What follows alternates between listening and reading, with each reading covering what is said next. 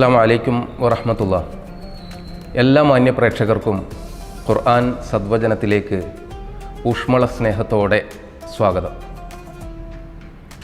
കഴിഞ്ഞ എപ്പിസോഡിൽ നമ്മൾ സൂറത്തുൽ മാഇദയിലെ ഏതാനും വചനങ്ങളാണ് ചർച്ച ചെയ്തത്. ലഹരിയുടെ ഭീകരമായ അവസ്ഥകളെക്കുറിച്ചും ദൈവകൽപ്പന ലംഘിച്ചാൽ ഉണ്ടാകുന്ന പ്രത്യാഘാതങ്ങളെക്കുറിച്ചിട്ടൊക്കെയാണ് നമ്മൾ മനസ്സിലാക്കാൻ ശ്രമിച്ചത്. ഇന്ന് ഖുർആനിലെ അവസാന അധ്യായങ്ങളിലൊന്നായ സൂറത്തുൽ ദുഹയിലേക്കാണ് ഞാൻ പ്രവേശിക്കുന്നത്. അത് മനസ്സിലാക്കാൻ, ജീവിതത്തിൽ പകർത്താൻ എനിക്കും നിങ്ങൾക്കും പടച്ചവൻ തൗഫീക്ക് നൽകുമാറാവട്ടെ. ആദ്യം നമുക്ക് ദുഹ പാരായണം ചെയ്യാം. ബിസ്മില്ലാഹിർ റഹ്മാനിർ റഹീം. വദ്ദുഹാ വല്ലൈലി ഇദാ സജാ മാ വദ്ദഅക റബ്ബുക വമാ ഖലാ വലൽ ആഖിറതു ഖൈറുൽ ലക മിനൽ ഊലാ وَلَسَوْفَ يُعْتِيكَ رَبُّكَ فَتَرْضَى أَلَمْ يَجِدْكَ يَتِيمًا فَآوَى وَوَجَدَكَ ضَالًّا فَهَدَى وَوَجَدَكَ عَائِلًا فَأَغْنَى فَأَمَّا الْيَتِيمَ فَلَا تَقْهَرْ وَأَمَّا السَّائِلَ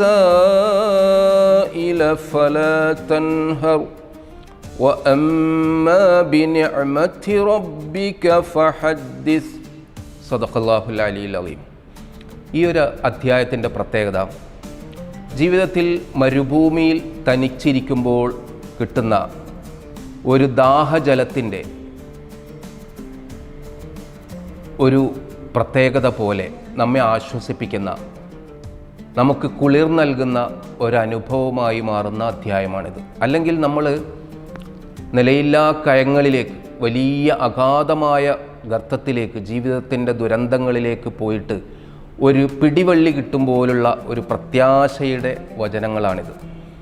പ്രവാചകൻ്റെ ജീവിതത്തിൽ ഏറ്റവും കൂടുതൽ പ്രവാചകനെ തകർന്നിരിക്കുമ്പോഴെല്ലാം തിരിച്ചു കൊണ്ടുവന്ന ഒരധ്യായമാണിത്.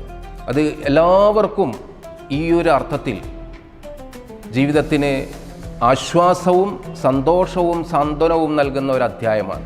ആ അധ്യായത്തിൻ്റെ വചനങ്ങൾ പരിശോധിക്കുമ്പോൾ, അതിലൂടെ സഞ്ചരിക്കുമ്പോൾ നമുക്ക് മനസ്സിലാകും. ഖുർആൻ ആരംഭിക്കുന്നത് വല്ലുഹ, പ്രഭാതത്തെ തന്നെയാണ് സത്യം. രാവിലത്തെ വെയിലിനെ കുറിച്ചിട്ടാണ് ലുഹ എന്ന് പറയുന്നത്. പൂർവാഹ്നം, മധ്യാഹ്നം, സായാഹ്നം എന്നൊക്കെ പറയുന്നത് പോലെ രാവിലെയുള്ള വെയിലിനെ തന്നെയാണ് സത്യം. ഇവിടെ സത്യമിടുന്നത് എന്തെന്ന് പറഞ്ഞാൽ, ഈ ഒരു പ്രഭാതത്തെ നമ്മൾ അനുഭവിക്കുന്നുണ്ട്.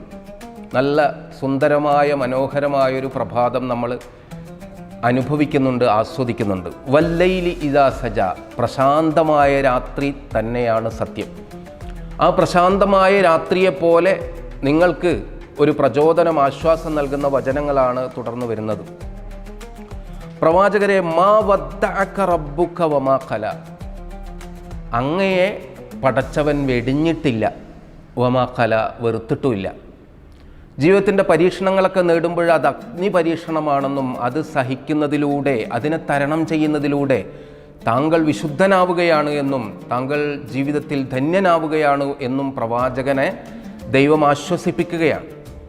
പല പല പ്രതിസന്ധികളിലൂടെയാണ് പ്രവാചകൻ പോയത്. പെട്ടെന്ന് തന്നെ ജീവിതത്തിൻ്റെ ആദ്യ കാലത്തന്നെ യതീമായി, പിതാവില്ലാത്ത ജീവിതം. കുറച്ച് കഴിയുമ്പോൾ തന്നെ മാതാവ് നഷ്ടപ്പെട്ടു. പിന്നീട് സംരക്ഷകനായ ഉപ്പാപ്പ മരിച്ചു. അങ്ങനെ തന്നേക്കാൾ പ്രായമുള്ള, തന്നെ പൂർണ്ണമായി സംരക്ഷിച്ച ഖദീജ ബീവിയുടെ ഭാര്യയുടെ തണലിലും സംരക്ഷണത്തിലാണ് പിന്നീട് പ്രവാചകൻ വരുന്നത്. സത്യമാർഗ പ്രചരണത്തിൻ്റെ പേരിൽ പൂർണ്ണമായും കുടുംബക്കാരുടെ അടുത്തുനിന്ന് പോലും ഒറ്റപ്പെട്ട് പലായനം ചെയ്യപ്പെടേണ്ട അവസ്ഥ വന്നു. പലപ്പോഴും ദിവസങ്ങളോളം പട്ടിണി കിടക്കേണ്ടി വന്നു. നിരവധി ആക്രമണങ്ങളെ നേരിടേണ്ടി വന്നു. പക്ഷെ പ്രവാചകൻ ജീവിതത്തിൽ ഒരിക്കൽ പോലും പതറിയില്ല, തളർന്നില്ല, ശുഭാപ്തി വിശ്വാസത്തോടെ. അപ്പം നിരാശപ്പെടുന്ന ഒരു ഘട്ടത്തിൽ പ്രവാചകനെ ഈ വിശുദ്ധ വചനത്തിലൂടെ പ്രവാചകൻ തിരിച്ചു കൊണ്ടുവരികയാണ്. ജീവിതത്തിൽ തളർന്നുപോയ എല്ലാ മനുഷ്യർക്കു കൂടി ഇതൊരു പാഠമാണ്.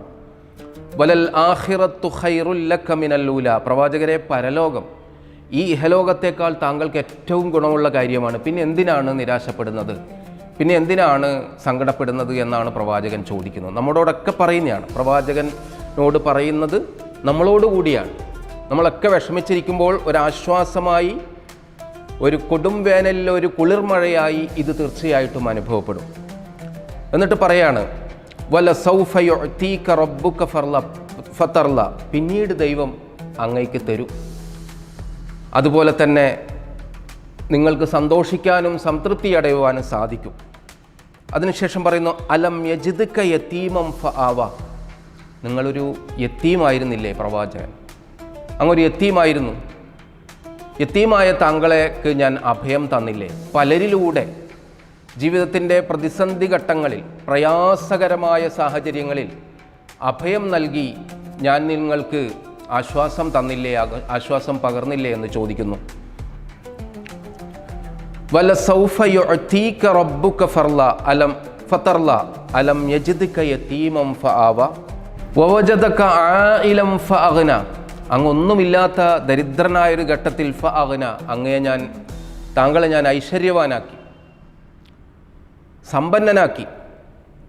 അതുകൊണ്ട് ഫഅമ്മൽ യതീമ ഫലാ തഖ്ഹർ, ഇങ്ങനെയൊക്കെ അനുഗ്രഹം തന്നിട്ട് നബി തങ്ങളോട് പടച്ചവൻ പറയുകയാണ്, അല്ലെങ്കിൽ വിശ്വാസികളോട്, സമൂഹത്തോട്, മനുഷ്യകുലത്തോട് ദൈവം സംവദിക്കുകയാണ്, ഫഅമ്മൽ യതീമ ഫലാ തഖ്ഹർ, അതുകൊണ്ട് അനാഥകളെ നിങ്ങൾ ആട്ടി അകറ്റരുത്, അവഗണിക്കരുത്. അനാഥരെ സംരക്ഷിക്കാത്തത് വലിയ പാപമായിട്ട് തന്നെയാണ്, തെറ്റായിട്ട് തന്നെയാണ് മതം പറഞ്ഞുകൊണ്ടിരിക്കുന്നത്. യതീമിനെ സംരക്ഷിക്കുന്നവൻ സ്വർഗത്തിൽ ഏറ്റവും ദൈവത്തിൻ്റെ സമീപസ്ഥനായിരിക്കുമെന്ന് പ്രവാചകൻ സല്ലല്ലാഹു അലൈഹി വസല്ലമ പഠിപ്പിച്ചിട്ടുണ്ട്.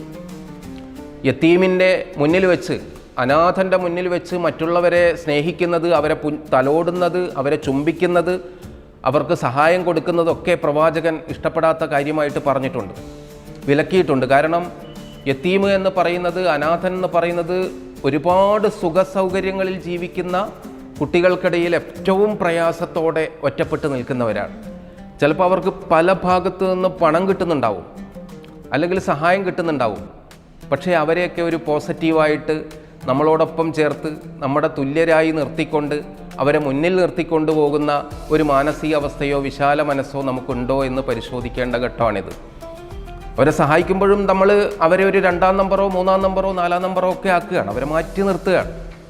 അവർക്ക് നമ്മുടെ സ്നേഹത്തിൻ്റെ വലിയൊരു സാമീപ്യം, നമ്മുടെ സ്നേഹത്തിൻ്റെ ഒരു കരുതൽ, തലോടൽ പലപ്പോഴും അവർക്ക് ലഭിക്കുന്നുണ്ടോ എന്നുള്ളത് പരിശോധിക്കേണ്ടതാണ്. ഇപ്പോൾ എത്രയോ അനാഥാലയങ്ങളുണ്ട്, അനാഥാലയങ്ങളിലൊക്കെ നമ്മൾ ഭക്ഷണം കൊടുക്കാറുണ്ട്.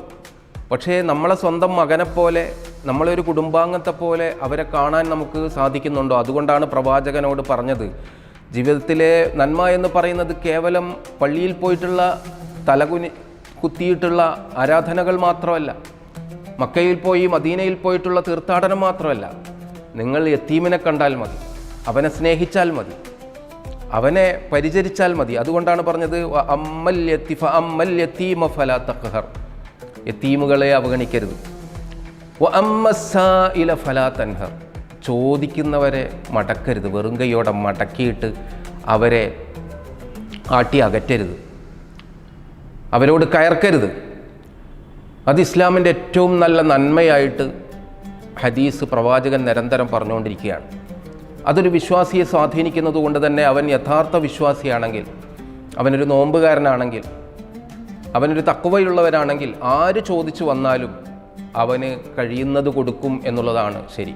അങ്ങനെ കൊടുക്കുന്നില്ലെങ്കിൽ അവൻ വിശ്വാസിയല്ല എന്നും ആണ് ഈ സൂറത്തിൻ്റെ താല്പര്യം, ഈ ആയത്തിൻ്റെ താല്പര്യം. പലപ്പോഴും നമ്മൾ കൊടുക്കുന്നത്, നമുക്കിപ്പോൾ ഒരു 1000 രൂപ ഒരാൾക്ക് ആവശ്യമുണ്ടായിട്ട് നമ്മൾ ചില്ലറയാക്കിയിട്ട് 1-2 രൂപ കൊടുത്ത്, അതും എന്തൊക്കെയോ പെറുപെറുത്ത് കൊണ്ട് കൊടുക്കാതിരിക്കുന്നത് നല്ലത്.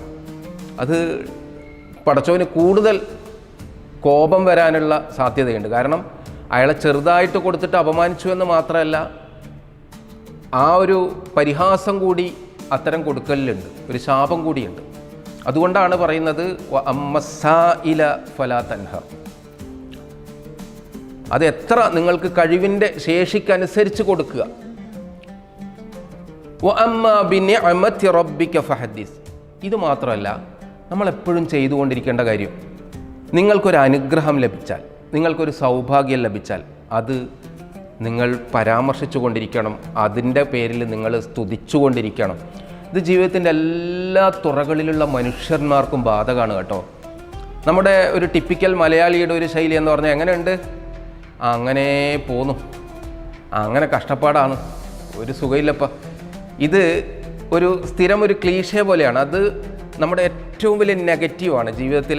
നമ്മളിങ്ങനെ നെഗറ്റീവ് പറഞ്ഞുകൊണ്ടിരിക്കുമ്പോൾ സൈക്കോളജി തന്നെ എനിക്ക് വളരെ വിഷമമാണ്, എനിക്ക് ഒരുപാട് സാമ്പത്തിക ബുദ്ധിമുട്ടുണ്ട്, ഞാൻ വലിയ രോഗിയാണ്, ഇതിങ്ങനെ പറഞ്ഞുകൊണ്ടിരിക്കുമ്പോൾ നമ്മുടെ ഉപബോധ മനസ്സ് അതായിട്ട് തീരുക എന്നാണ് പറയുന്നത്. ഇപ്പോൾ കടബാധ്യതയെ പറ്റിയൊക്കെ ഈ പരിശീലകരൊക്കെ നിരന്തരം പറഞ്ഞുകൊണ്ടിരിക്കുന്ന അതിനെ മേക്കപ്പ് ചെയ്യാൻ വേണ്ടിയിട്ടുള്ള ഒരു ഉപദേശം, ഞാൻ കടക്കാരനാണ് എന്ന് പറഞ്ഞുകൊണ്ടിരിക്കരുതെന്നാണ്. അത് ചിന്തിച്ചുകൊണ്ടിരിക്കുമ്പോൾ പിന്നെ കൂടുതൽ കടത്തിലേക്ക് പോകും. അപ്പം നമുക്ക് കിട്ടുന്ന പ്രതികൂലമായ സാഹചര്യങ്ങൾ, നമ്മുടെ മോശം അനുഭവങ്ങൾ, അത് വെച്ചിട്ട് ജീവിതത്തിൽ എപ്പോഴും പരാതിയും പരിഭവവും പറയുന്ന ശീലം വിശ്വാസികളുടേതല്ല.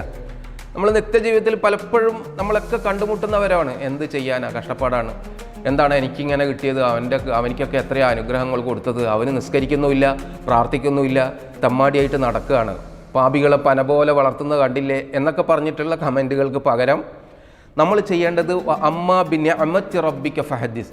അപ്പോൾ നിഅമത്ത്, അനുഗ്രഹം എന്ന് പറഞ്ഞാൽ ഒരുപാട് സമ്പത്ത്, ഏക്കറക്കണക്കിന് ഭൂമി, മണിമാളികകൾ, ബാങ്ക് ബാലൻസ്, മന്ത്രിസ്ഥാനം, അങ്ങനെയൊന്നുമല്ല. നമ്മുടെ അനുഗ്രഹം എന്ന് പറഞ്ഞാൽ രാവിലെ ഉറങ്ങി എഴുന്നേൽക്കാൻ പറ്റി. എത്ര പേര് കിടന്നെടുത്തുനിന്ന് പിന്നെ എഴുന്നേൽക്കാനാവാതെ കിടപ്പിൽ തന്നെ ആയിപ്പോകുന്നു, എത്ര പേര് രോഗികളാവുന്നു. എഴുന്നേറ്റിട്ട് കണ്ണാടി നോക്കാൻ പറ്റിയല്ലോ എനിക്കിന്ന്, ശ്വസിക്കാൻ പറ്റിയല്ലോ, വെള്ളം കുടിക്കാൻ പറ്റിയല്ലോ. ഇങ്ങനെ ജീവിതത്തിലെ ഓരോ അനുഗ്രഹങ്ങളെ നമ്മൾ എണ്ണിയിട്ട് ഇൻ തഅദ്ദു നിഅമത്തല്ലാഹി ലാ തുഹ്സുഹ, ദൈവത്തിൻ്റെ അനുഗ്രഹത്തെക്കുറിച്ച് നിങ്ങൾ ആലോചിക്കുകയോ അത് തിട്ടപ്പെടുത്താൻ ശ്രമിക്കുകയോ ചെയ്താൽ നിങ്ങൾക്കൊരറ്റവും കിട്ടില്ല. നമ്മൾ തന്നെ ഒരു പേനയും കടലാസ് എടുത്തിട്ട് നമുക്ക് ലഭിച്ച അനുഗ്രഹങ്ങളെന്ന് എഴുതി തുടങ്ങിയാൽ തീരില്ല. അതൊരു വിശ്വാസിയുടെ ഏറ്റവും വലിയ ഗുണമാണെന്ന് മാത്രമല്ല, ജീവിതത്തിലെ പോസിറ്റീവായിട്ട് നമ്മളെ മുന്നോട്ട് കൊണ്ടുപോകാൻ, നമുക്ക് മനസ്സിൽ സമാധാനം കിട്ടാൻ, സംതൃപ്തി കിട്ടാൻ, ആശ്വാസം കിട്ടാൻ ഒക്കെ ഏറ്റവും അനിവാര്യമായിട്ടുള്ളതാണ് അനുഗ്രഹങ്ങളെപ്പറ്റി പറയുക. എന്തെങ്കിലും ചോദിച്ചാൽ ഒരു വിശ്വാസി എങ്ങനെയുണ്ട്, അൽഹംദുലില്ലാ, സന്തോഷം, ദൈവാനുഗ്രഹം കൊണ്ട് നല്ല രീതിയിലാണ് പോകുന്നത്. ഈ രീതിയിലുള്ള പ്രതികരണങ്ങൾ നമ്മുടെ ജീവിതത്തിൻ്റെ ശീലമായി മാറ്റുമ്പോൾ തീർച്ചയായിട്ടും നമ്മുടെ ജീവിതത്തിൽ വലിയ മാറ്റങ്ങളുണ്ടാവും. അതിനെ പ്രേരിപ്പിക്കുന്നതാണ് ഈ സൂറത്ത്. എൻ്റെയൊക്കെ ജീവിതത്തിലെ പല അനുഭവങ്ങളിലും ഈ സൂറത്തിലേക്ക് ഞാൻ പോകാറുണ്ട്. ഈ സൂറത്തിൻ്റെ വരികളിലൂടെ പോകുമ്പോൾ വളരെ മൂടിക്കെട്ടിയ ഒരു കാർമേഘത്തിനിടയിൽ നല്ലൊരു പ്രകാശ വർഷം പോലെ ഒരു തെന്നലായി അല്ലെങ്കിൽ മനോഹരമായൊരു മഴയായി സന്തോഷത്തിൻ്റെ ഒരനുഭവം ഉണ്ടാകാറുണ്ട്. തീർച്ചയായും എല്ലാം നഷ്ടപ്പെട്ട് ആരുമില്ല എന്നുള്ള ഒരു ഘട്ടത്തിൽ നമുക്കിത് ഒരു പിടിവള്ളിയാണ്. അല്ലെങ്കിലും ജീവിതത്തിൽ നമുക്ക് ആരാണുള്ളത്? നമ്മൾ വെറുതെ കരുതുന്നതല്ല, നമ്മുടെ ഉറ്റവരുണ്ട്, ഉടയവരുണ്ട്, സുഹൃത്തുണ്ട്. സത്യത്തിൽ ആരുമില്ല. നമ്മുടെ ഭാര്യയും ഇല്ല, നമ്മുടെ ഭർത്താവും ഇല്ല, ഒരു ഘട്ടത്തിൽ മക്കളും ഒന്നുമില്ല. എല്ലാം അവരുടെ കാര്യത്തിൽ ആ സമയത്ത് അവരവരുടെ കാര്യത്തിലേക്ക് പോകും. അവസാനം നമ്മൾ തനിച്ചായി മാത്രം മാറും. നമ്മുടെ ജീവിതത്തിൽ അത് അനുഭവിച്ചു കൊണ്ടിരിക്കുന്നുണ്ട്. അപ്പോൾ ഇത്തരം ഘട്ടത്തിൽ നമുക്ക് തുണ ദൈവം മാത്രമാണ്. ലാ തഹ്സൻ, ദുഃഖിക്കരുത്, വിഷമിക്കരുത്. ഇന്നല്ലാഹ മഅന, ദൈവം കൂടെയുണ്ട്. അവൻ്റെ അനുഗ്രഹത്തെ സ്തുതിച്ചുകൊണ്ട്, അവൻ്റെ പരീക്ഷണങ്ങളിൽ ക്ഷമിച്ചുകൊണ്ട് മുന്നോട്ട് പോകുമ്പോൾ തീർച്ചയായും ദൈവാനുഗ്രഹം ഉണ്ടാകുക തന്നെ ചെയ്യും.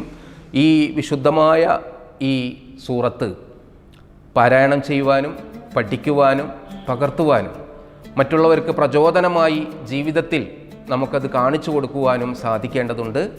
വിശുദ്ധ റമദാനിൻ്റെ ഈ പുണ്യ ദിനരാത്രങ്ങൾ അതിന് സഹായകമാവട്ടെ. നമ്മൾ വിശുദ്ധ റമദാൻ്റെ അവസാനത്തെ 10കളിലേക്കാണ് നീങ്ങുന്നത്. അപ്പോൾ പ്രായശ്ചിത്തത്തിൻ്റെ, നരകമോചനത്തിൻ്റെ, പ്രാർത്ഥനകളുടെയൊക്കെ നാളുകളാണ്. അതോടൊപ്പം തന്നെ ഈത്തിക്കാഫ്, പള്ളിയിൽ ഭജന ഇരിക്കുക, പള്ളിയിൽ തന്നെ വിശ്വാസിയായിട്ട് പ്രാർത്ഥിച്ച് കഴിയുന്നതിന് പ്രത്യേകമായ പുണ്യമുള്ളൊരു സമയമാണിത്. അരയും തലയും മുറുക്കി എല്ലാം ഉപേക്ഷിച്ച് പ്രവാചകൻ പകലിൽ പട്ടിണി കിടക്കുന്നത് പോലെ തന്നെ രാത്രി പൂർണ്ണമായിട്ടും ഇഅ്തികാഫിലും പ്രാർത്ഥനയിലുമായിട്ടായിരുന്നു പ്രവാചകൻ ഉണ്ടായിരുന്നത്. അவ்விധം റമദാനിനെ സമ്പന്നമാക്കാൻ നമുക്ക് സാധിക്കട്ടെ. വആഖിറു ദഅ്വാനാ അൽഹംദുലില്ലാഹി റബ്ബിൽ ആലമീൻ. അസ്സലാമു അലൈക്കും വറഹ്മത്തുള്ളാഹി.